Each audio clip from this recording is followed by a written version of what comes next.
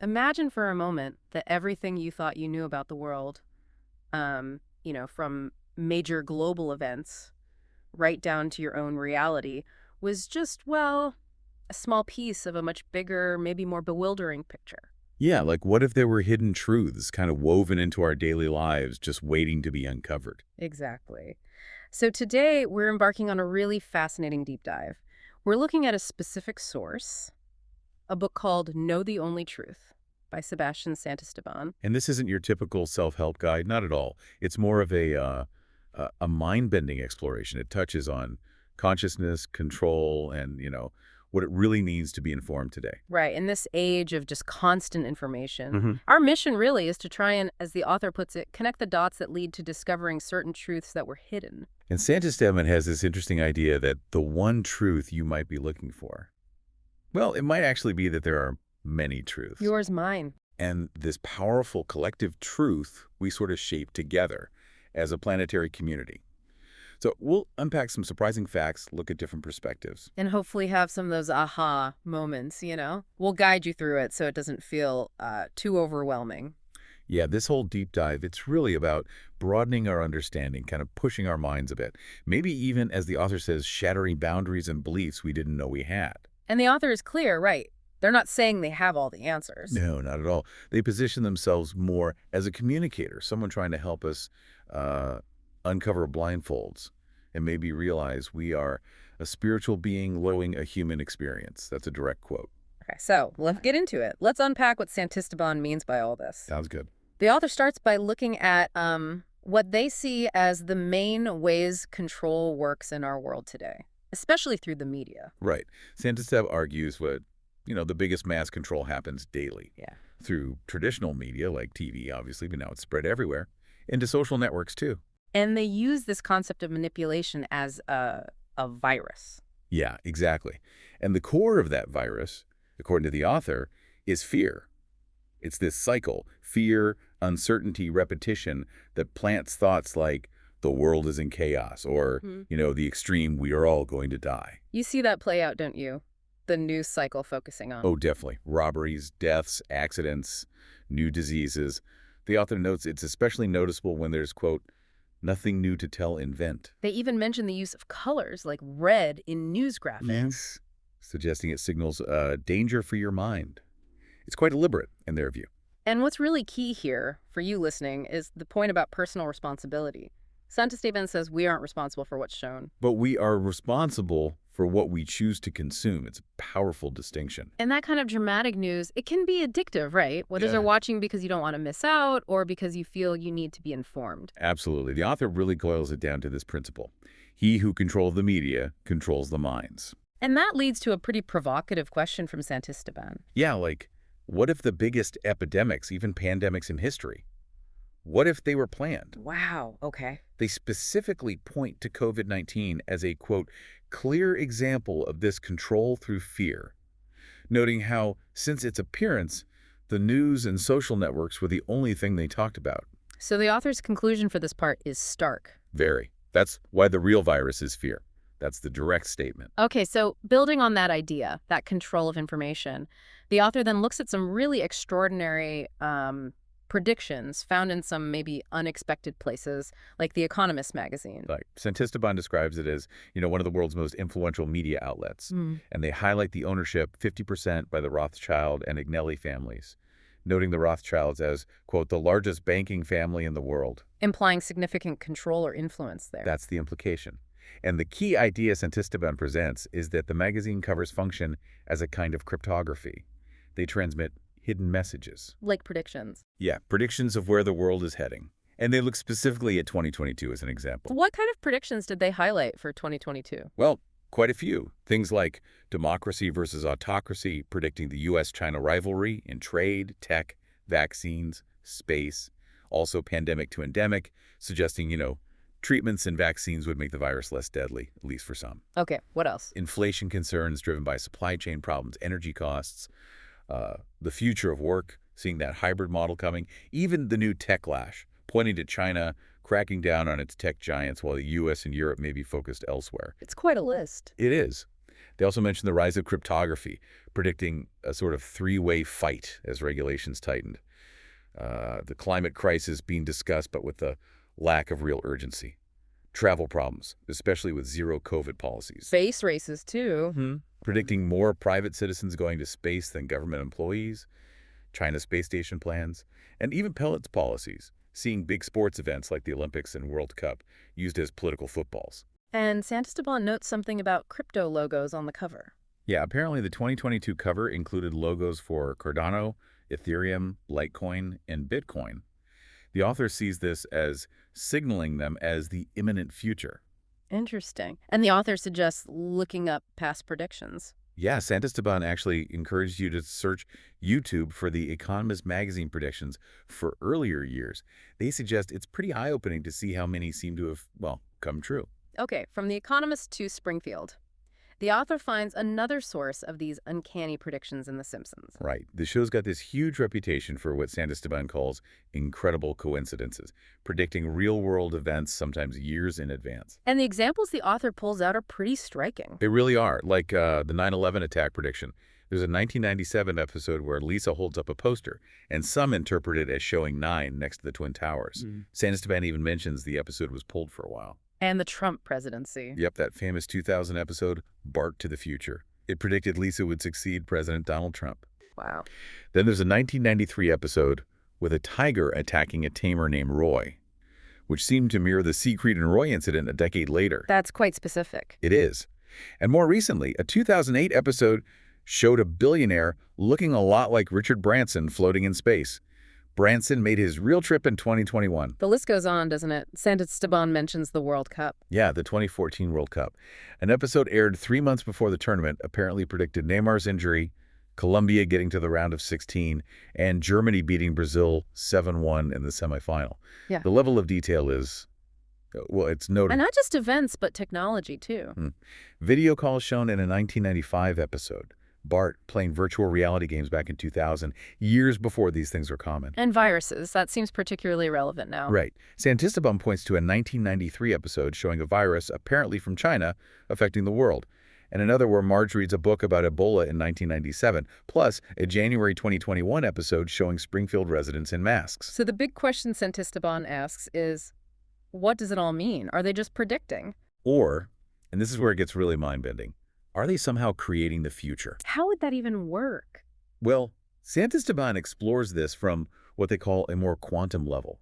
The idea is that maybe everything already exists, past, present, future, all kind of simultaneous. Okay.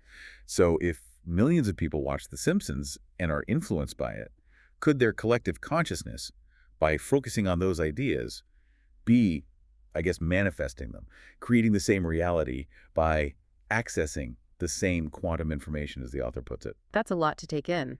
From cartoons influencing reality to a board game, Santisteban brings up this Illuminati New World Order game. Yeah, created by Steve Jackson back in 1994. The whole point of the game is basically consolidating power, ruling from the shadows. And the author finds it significant that it came out before certain events. That's the crux of it. Santisteban calls it shocking and fascinating that the game seems to depict events, particularly 9/11 and even aspects of the COVID pandemic, years before they happened. It's become quite popular in mystery circles for this reason. What specific cards does Santisteban focus on? Well, there's the epidemic card. It shows images related to quarantine, a mask, gloves, disinfectants. And the author asks point blank, was the coronavirus planned by the Illuminati based on this card? Okay. What else? Another card is disease control. It shows the CDC, mentions relief, but also hints at biological warfare. Santisteban links this to U.S.-China tensions and market reactions. And the market manipulation card. Right. That one apparently says it can be used at any time without warning. For Santisteban, this ties back to the idea of spreading fear, the biggest virus. So the theory is, create the problem, generate fear, offer the solution. That's exactly the sequence the author lays out. Create a virus, generate fear through the media, then create the solution, vaccine, and be the hero of the show. There's also a mask of death card. That sounds ominous. It does, but Santisteban interprets it metaphorically. The card apparently says wearing it lets you see a different world, and when it comes off, that different world is the real one. So like taking off blindfolds. Exactly. Accessing an infinite world of possibilities.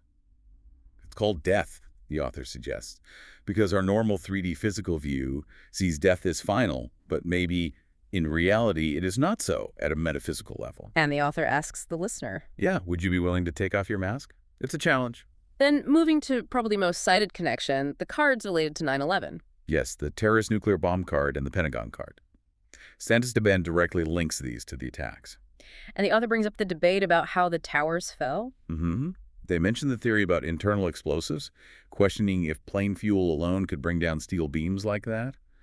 And they emphasize this terrorist nuke card came out 6 years before the event. And media involvement. Santisteban points to a specific video clip, allegedly a BBC journalist recording the collapse of 7 World Trade Center before it happened. They suggest this implies a pre-written script, media complicity. And the Pentagon card just reinforces this for the author. Yeah, the fact there's a separate card depicting the Pentagon attack on the same day, for Santisteban, it just reaffirms the belief that, quote, the only thing these letters did was to tell us in advance something that was planned. Wow, okay. So if these predictions hint at some hidden agenda or foreknowledge, Santisteban then pivots to something maybe even more tangible, patents. Yeah, this is another really surprising section. The author claims that actual patents exist not just for diseases, but for what they describe as extraterrestrial technology, and that these are publicly listed on Google. Publicly listed, like anyone can find them. Apparently so, according to Santisteban. They give specific patent numbers. For instance, patent N degrees 1, coronavirus, US 7220852B1. The description quoted is a newly isolated human coronavirus, SARS-CoV. The causative agent of severe acute respiratory syndrome, SARS, is disclosed herein. Okay, a SARS patent. What about the extraterrestrial tech? Well, there's patent N degree 2, triangular spaceship, US 601 SHIO 145121. The description talks about a triangular hull, electrostatic charges, basically a novel spacecraft design. And it gets even more sci-fi. Oh, yeah. Patent N degree 3, a full-body teleportation system. Yeah. US 2 VARS 60711122A1. The description. A pulsed gravitational wave wormhole generator system that teleports a human being through hyperspace from one location to another. Teleportation, seriously. That's what the author presents based on the patent description. And then there's one that's frankly quite unsettling. Patent N degree 4, nervous system manipulation by electromagnetic fields from monitors. US 6506148B2. Manipulating the nervous system through a TV or computer screen. The patent apparently states, therefore, it is possible to manipulate a subject's nervous system by pulsing images displayed on a nearby computer monitor or TV set. That's disturbing. Any others? A couple more spacecraft designs, like an electric dipole spacecraft, and significantly, patent N degree 6, Ebola, US 21-2S02S02F2F2A1. Santisteban notes this was patented in 2008, well before the major epidemic in 2014-2016. And Zika virus, too. The author claims the Zika virus, which hit headlines in 2016, was actually patented way back in 1947 and allegedly sold by the Rockefellers for about €600. So the implication of all these patents? For Santisteban, it suggests a vast amount of advanced knowledge or technology might be documented, even publicly, but somehow not widely known or utilized. It hints at a reality hidden in plain sight. But the author adds a note of caution here. Absolutely crucial. Santisteban advises us to take this information with a pinch of salt and more as entertainment. The main goal isn't necessarily to believe every single claim. But to question everything. Exactly. Question absolutely everything, and then from there, choose what to believe. It's about the process of unlearning and disbelieving things you used to believe. That, for Santisteban, is part of taking off the blindfold. Okay. Let's shift gears now and look at how Santisteban applies some of these ideas to the more recent past, specifically COVID-19. The author is careful here, acknowledging that manipulation theories might not be true. Right, but they argue some things are, quote, evident from their perspective. Like the use of masks. Yeah, Santisteban questions their actual effectiveness, seeing them more as external solution to a fear that is inside. A kind of symbolic gesture rather than the purely medical one, perhaps. And social distancing? The author discusses the negative impact, on us as social beings. They even reference studies about hugging, reducing stress, and share a bit about their own journey overcoming initial fear during that time. What about vaccines? Similar framing, seen as an external solution to an internal problem. Santisteban questions the need for multiple doses, or at least the way it was presented. And the news coverage during the pandemic? Santisteban describes it as blatant and exaggerated. They bring up this interesting point about how authorities often say they withhold information not to cause panic, but argues that with COVID, the opposite happened. The coverage stoked panic. There's also an economic angle the author saw. Yes. Santisteban, apparently from analyzing financial markets, felt the economy was being continuously manipulated. And they posit that COVID arrived as a sort of perfect tool to trigger a sharp downward move when markets were arguably overextended at their highest points. That's a pretty cynical view. It is. The author also touches on darker rumors, like the idea that a purge was needed because of overpopulation, suggesting the virus targeting the elderly was almost an economic business. And theories about international conflict. Was it a strategic economic attack by the U.S. on China? Or the other way around? Santisteban mentions these theories circulating. One undeniable impact was the shift to digital, though. Absolutely. The pandemic just slammed the accelerator on remote work, digitalization. Yeah. It changed how so many businesses operate almost overnight. So Santisteban loops back to fear as the main weapon. Yeah, summarizing how fear has historically been used, they mention the church in capital sins as an older example, programming the mind to avoid pain as a quote. Whoever knows the fear of people becomes the master of their souls. Okay, so given all that, what's the takeaway for us personally? How do we navigate this? Well, Santisteban stresses that while we cannot change the world reality, crucially, we can change our personal reality. What does that look like in practice? They give examples like, okay, maybe you wear a mask to follow the rules or patterns, but not necessarily out of a deep belief in its efficacy. Or you get vaccinated if you feel it's necessary for your circumstances, but you internally recognize the vaccine is not the solution either. So it's about the intention behind the action. Exactly. Acting out of conscious choice, not out of fear. Do nothing out of fear. Do what you really want to do, but be aware of your emotion behind it. That's the advice. This leads into a really fascinating area, the power of the mind itself, the placebo effect. Yes. Santisteban declares the cure is closer than you think. They define the placebo effect simply as the mind conditioning the body. Your words, your thoughts about something literally condition the effect it has on you. They recommend a book. Yeah. The Placebo is You by Dr. Joe Dispenza, for anyone wanting to dive deeper. Santisteban highlights these amazing studies where patients got better even when they knew they were taking the placebo, a sugar pill. Even knowing it wasn't real medicine. Apparently so. And they recount this incredibly compelling story from 1957 about a patient called Mr. Wright. What happened with him? He had advanced cancer. His tumors reportedly melted away when he believed he was receiving a miracle cure called Levitation. Then, when he read reports saying it was useless, the tumors came back. Wow. But then his doctor, cleverly, told him a new ultra-pure version was available. It was just water, and gave him injections. Again, the tumors vanished. He was healthy for 2 months until a final AMA report definitively debunked the drugs. His faith vanished, and sadly, he died shortly after. That's an incredible illustration of the mind's power, both to heal And to harm. Which brings us to the flip side, the nocebo effect. So the opposite of placebo. Exactly. Believing something will harm you can become a kind of self-fulfilling prophecy, a premonition, as Santisteban puts it. Is there an example for that too? Yes, a striking one from a 1960 asthma study. Researchers gave patients plain water vapor, but told them it contained irritants. And what happened? Many experienced respiratory symptoms. Some even had full asthma attacks. But then, when the researchers told them it was actually a medicine to help them, their airways opened back up. Just based on suggestion. It leads Santisteban to ask some deep questions. How suggestible are we? How much can we modify our state of being? What prophecies are we creating in our mind that can be fulfilled without us realizing it? And they connect this back to COVID and vaccines. Yeah, suggesting that if you believe a vaccine will help, it likely will. If you're told you need more doses, you might genuinely feel you do. Yeah. The point isn't whether the external thing is true or false in some objective sense. It's that you decide if it's true for you. Precisely. It's not that what's out there is true or not. It's that it's up to you to decide if it is.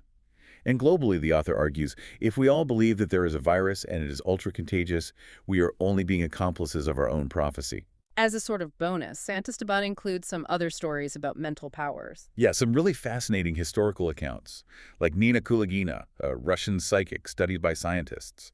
She allegedly showed telekinesis moving objects with her mind, stopping a frog's heart, even causing skin burns just by looking. Moving objects with our mind! According to the report Santisteban cites, yes.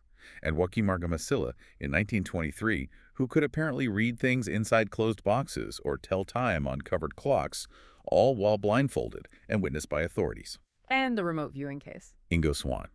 In 1973, he supposedly did a remote viewing experiment describing Jupiter's rings years before the Voyager probe confirmed them in '79.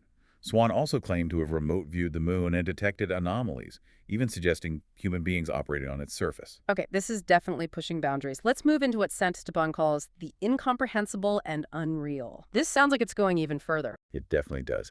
This section tackles things like extraterrestrial spacecraft, ancient giants, the phenomena that really challenge our everyday understanding of reality. Santisteban leans heavily here on the testimony of Bob Lazar.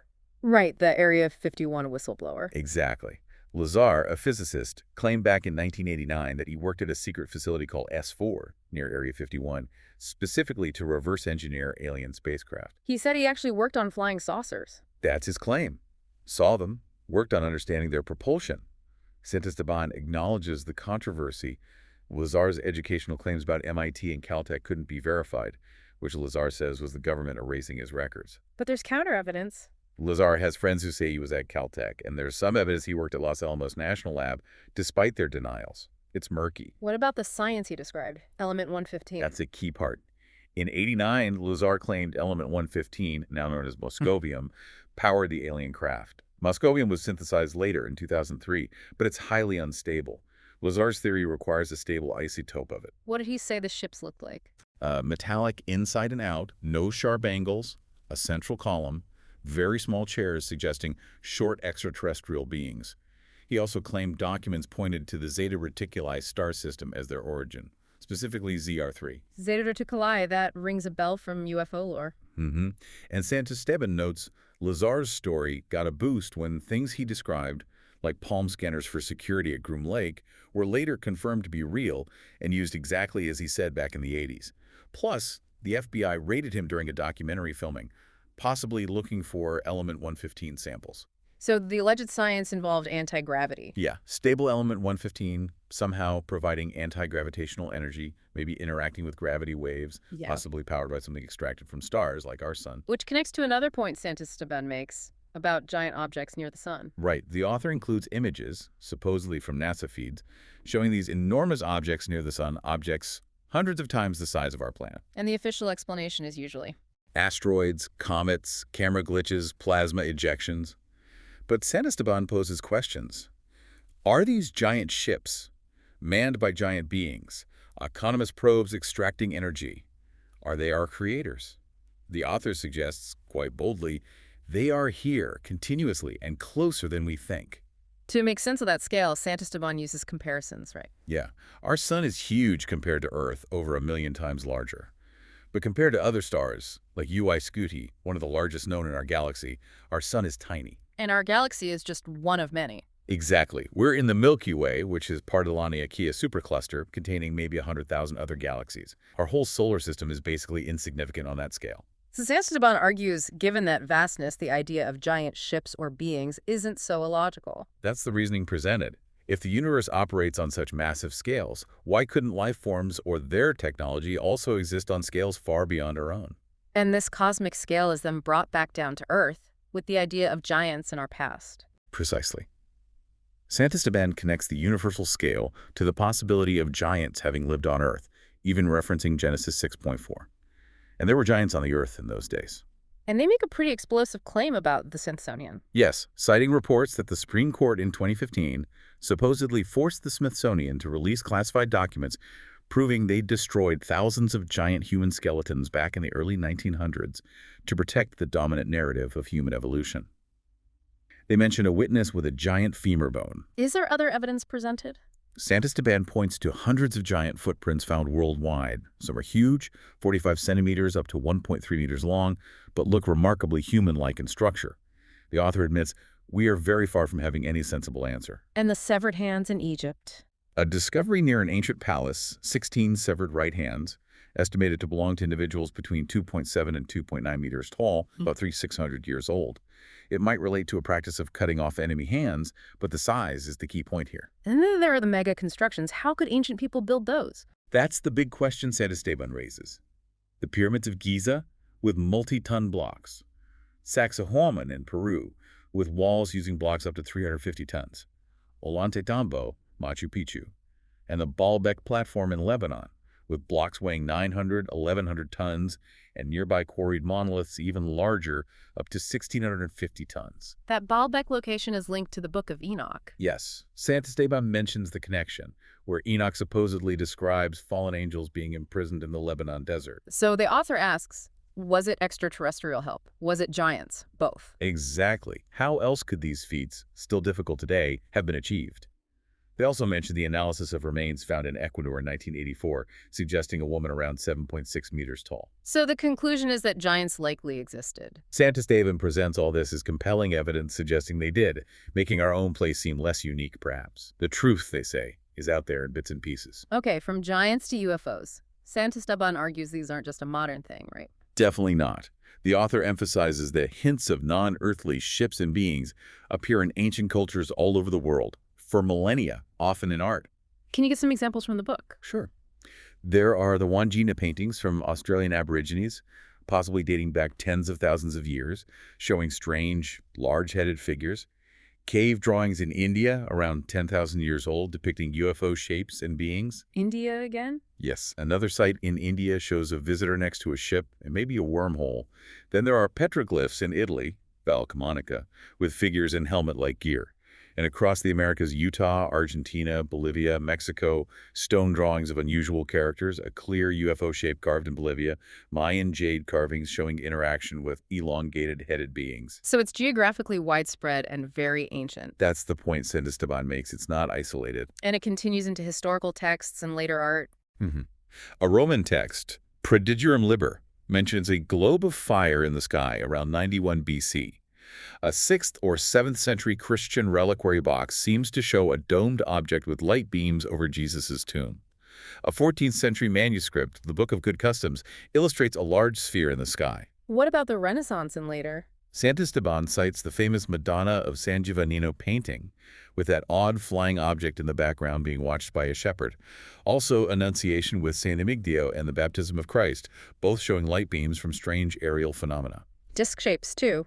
Yeah, the Triumph of Summer, a 1538 tapestry, and a 15th century tapestry called the Like of the Virgin Mary, both feature objects resembling classic flying discs or hats. Even in Buddhist texts. A 10th century Buddhist text, the Prajnaparamita Sutra, and a 1600 painting, Glorification of the Eucharist, show objects looking like ships, or even something like the Sputnik satellite. And Japan, China, Tibet.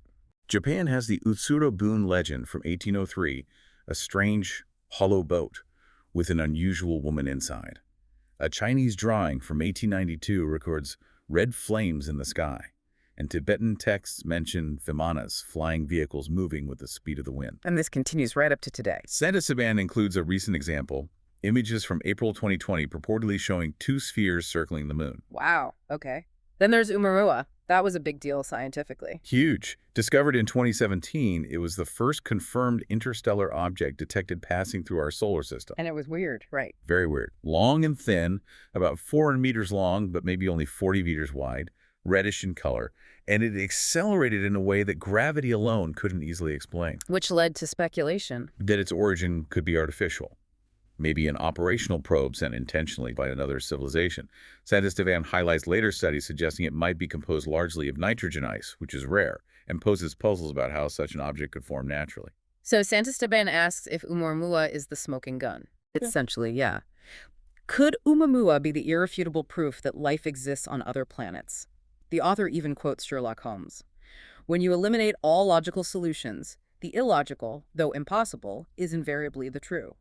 Beyond objects, Santisteban presents testimony from credible people.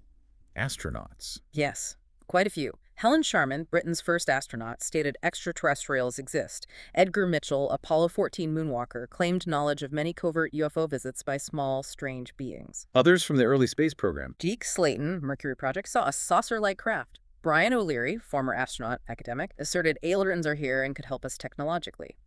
Gordon Cooper, Mercury logged 222 hours in space, testified before the UN in 1985. What did Cooper say at the UN? He claimed U.S. radars track unknown objects daily and that the government enforces secrecy to avoid panic. He actually advocated for a high-level program for peaceful interaction. And a more recent astronaut experience? Heidemarie Stefanischen Piper, on a 2006 shuttle mission, STS-115. She witnessed strange objects, 5 spheres, and a cylinder near the shuttle, caught on video.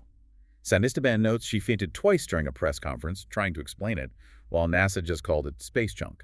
So the authors take away from these accounts. That clearly there is information that they do not want to reveal to us, possibly under the guise of protecting the public.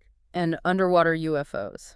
Briefly mentioned photo supposedly taken in March 1971 by a U.S. Navy submarine near Iceland, showing unidentified submerged objects. So, wrapping up this incomprehensible section. Santisteban concludes we really have no idea of anything, but the evidence for UFOs, giant objects, ancient giants, and hidden information is imminent and hard to ignore. The author feels something inside us resonates with this, even if our usual senses struggle to grasp these dimensions. Okay, moving towards the end, Santisteban introduces a kind of core paradox: everything and nothingness. Do not exist and exist at the same time.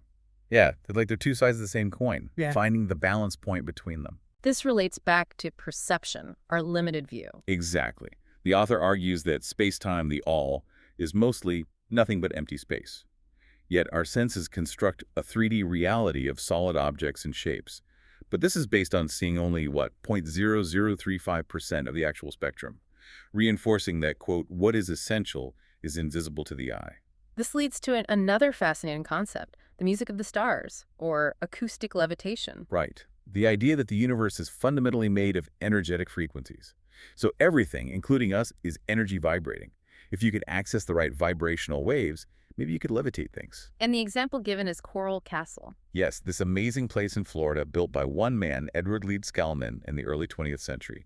He single-handedly moved and carved over 1,000 tons of coral rock, some blocks weighing 30 tons or more. How did he supposedly do it? Witnesses, according to Santisteban, heard him singing to the stones. Teenagers claim they saw him flow huge blocks like hydrogen balloons. Leeds-Scalman himself was cryptic, saying he'd discovered the secrets of the pyramids and knew how to tune in to the music of the stars. Is there another similar story? Yes, an account from a Dr. Jarl in Tibet in the 1930s. He claimed he saw monks levitate massive stone blocks up a cliff face 250 meters high, using a precise arrangement of drums, long horns, and chanting. His film footage was allegedly confiscated. So science knows about acoustic levitation on a small scale. Right, using sound waves, standing waves created by transducers and reflectors to counteract gravity. Santisteban suggests these ancient accounts might point to a lost understanding of how to apply these principles on a massive scale, tuning into universal frequencies. They quote Bruce Cathy. The secret is in the geometrical location of the musical instruments and the harmonic tuning. How does this connect to the mind? Santisteban links this energetic vibration and inexplicable connectivity to the idea of the infinite mind. Our mind isn't limited, it's infinite in its potential, encompassing all possibilities, all events. Because separation is an illusion? That's the argument. From a state of unity wholeness, everything happens because there's no real separation. That's just a mental creation. This ties into quantum physics, too, the wave-particle duality. Energy behaves differently depending on the observer. Which explains why one person might find truth in this book and another reject it. Exactly. This book may contain all the truth for you, but another may hate it. Ultimately, Santisteban suggests this book contains the whole truth because you already are the whole truth. Understanding doesn't come from accumulating knowledge, maybe, but from realizing we know nothing or don't need to know in that way. This brings us back to the shades of reality again, our limited vision. Less than 0.1% of the spectrum. Santisteban references Jacob Grinberg's synergistic theory here, specifically the directionality factor. The idea is we focus our attention like an anchor point on specific information within a vast energetic lattice, and that shapes our perceived reality. And relativistic effects are like shadows. Yeah, the author presents them as three-dimensional reflections of a higher four-dimensional space-time. Like a 2D shadow is a projection of a 3D object. This echoes Platonic philosophy material things being shadows of higher ideas or forms. Santisteban mentions Plotinus too, and his theory of hypostases, the one, nous, mind, soul, as the true underlying reality. So the final point here is that to know the truth, we simply need to live. All these things we've discussed, patents, predictions, UFOs, mind power, levitation, reduction, they're a truth for the one who experiences it. It's all a manifestation of our own projection, shadows of reality. Okay, so bringing all these threads together, Santisteban asks, what's the logical purpose of the elite mentioned throughout the book? Based on everything presented, the author concludes, their purpose seems to be that we do not wake up, that we do not know the truth, and that we do not think on our own. using our impressionability against us. But the book's core message isn't about fighting them outwardly. No, Santisteban really emphasizes looking inward. Real control comes from inside, through taking responsibility that we can decide how we take things. The aim isn't anger, but focusing on the most important thing, yourself. And there's a sense of hope that truth will emerge. Yes, the truth will always eventually come out. And you, the listener, along with millions of others seeking understanding, are part of that change. The idea is that as individuals change their inner world, they collectively transform the outer world too. As a sort of cautionary tale, though, Santisteban highlights people who challenged the status quo and met suspicious ends, like Dr. Frank Suarez. Right. He died in February 2021, a fall from his ninth-floor balcony. Santisteban notes this was just before he was due to launch a new book claiming a cure for cancer and metabolism. And he'd been critical of pharmaceutical companies. Yes, very critical, warning about side effects and profit motives. While police ruled his death a suicide, his friends and family disputed that, saying he had many future plans. Santisteban even mentions a video where Suarez himself discussed another doctor, Nicholas Gonzalez, who died suspiciously while working on natural cancer cures, warning that people were in danger who looked into that area. Then there's Stanley Meyer, the water-powered car inventor. That's him. Developed and patented an engine that supposedly ran on tap water, breaking down H2O with electrical pulses. Extremely efficient. He'd worked for NASA, named Inventor of the Year in 1993. And his death. Died suddenly, poisoned at age 57. According to Santisteban, this happened one day before signing a multi-million-dollar contract with the U.S. Department of Defense. Conspiracy theories point fingers at the oil industry, and his brother claimed vital equipment was stolen after his death. And finally, Jacob Grinberg, the scientist mentioned earlier. Yes, the author of the synergistic theory. Santisteban says he was involved in researching things still hidden from the general public, like telepathy and psychic powers, and gained global recognition. And he just vanished. Disappeared without a trace in December 1994. Missing for over 28 years. Theories include foul play, interference from intelligence agencies like the CIA, FBI, or even alien abduction. So the message from these stories is that while there is a certain limit to our outer freedom, perhaps, there will never be a limit to our inner freedom. Santisteban adds, death is nothing to fear. The point isn't to fit the mold set by the elite, but to pursue your own purpose, even if it challenges norms. Santisteban reiterates that amazing things are possible. People with supernatural powers, hidden knowledge about health, revolutionary inventions, and the ultimate truth. According to the author, it's the one you create your own. So as we wrap up this incredible deep dive, Santisteban reflects on the book's title, Know the Only Truth. It was deliberately provocative. Yes, chosen to attract attention and produce a sudden shock. The author explicitly states they don't claim to have the only truth. The goal was more to convey a sense of joy in knowing the vastness and madness of the world we live in. That madness is meant to make us think. Exactly, to unsettle you and make you rethink many things. And life is presented as a game. In this game of life, I think the interesting thing is not to try to pass the game, or to win, or to fear losing, but simply to play. So, you, listening, you're a character in the game, but also the director. That's the metaphor. You are a character, but you are also the director of the movie you are creating. We all are. We all play. We just take it so seriously that we forget to have fun. There's that famous saying, right? The truth will set you free. But first it will bother you a little. Santisteban quotes that too. Okay, so here's a final thought to leave you with. Considering everything we've unpacked today, the media stuff, the predictions, hidden tech, giants, UFOs, the power of your own mind, how does really embracing this idea Santisteban proposes, the idea that your freedom does not depend on where you are with whom, but on how you think, how does that change how you experience the madness of the world? And how does it change how you choose to act as the director of the movie you're creating? Remember, the author says you are the creator, not of what happens to you, but of how you react to it. Yeah. Something to really mull over.